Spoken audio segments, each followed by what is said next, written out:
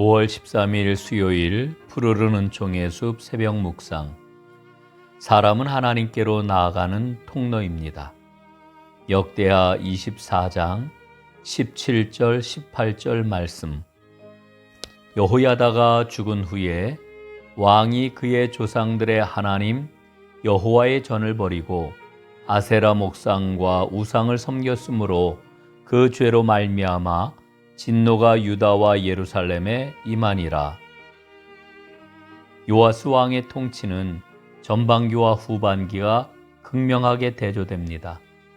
그의 전반기는 하나님께서 기뻐하시는 생명의 길을 걷는 참 믿음의 시기였습니다.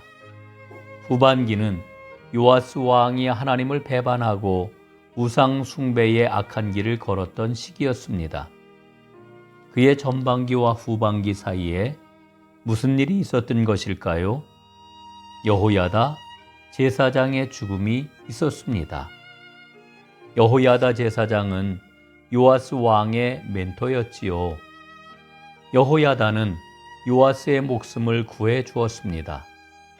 요아스를 왕으로 추대했습니다. 아달랴를 죽이고 그녀가 벌였던 악행들을 요아스 왕으로 하여금 하나하나 바로잡도록 했습니다.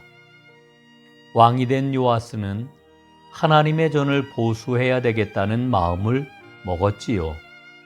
제사장들과 레위 사람들에게 성전을 수리할 돈을 백성들에게 거두라 지시를 했습니다.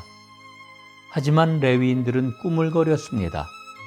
요아스는 이때 여호야다의 도움을 받습니다. 악한 아달랴 여왕이 성전을 파괴하고 성전 기물들을 바알 숭배에 사용한 것을 알리게 했던 겁니다. 성전세를 바쳐야만 하는 상황을 알린 것이지요. 백성들과 지도자들은 즐거운 마음으로 성전세를 바쳤습니다. 마침내 성전이 복원되었습니다. 성전 신앙이 회복된 것입니다. 유다에 하나님을 섬기는 신앙이 가득해졌습니다. 하지만 여호야다 제사장이 죽자 모든 것이 무너졌습니다. 유다 지도자들이 왕에게 나와 잘못된 길을 부추겼습니다.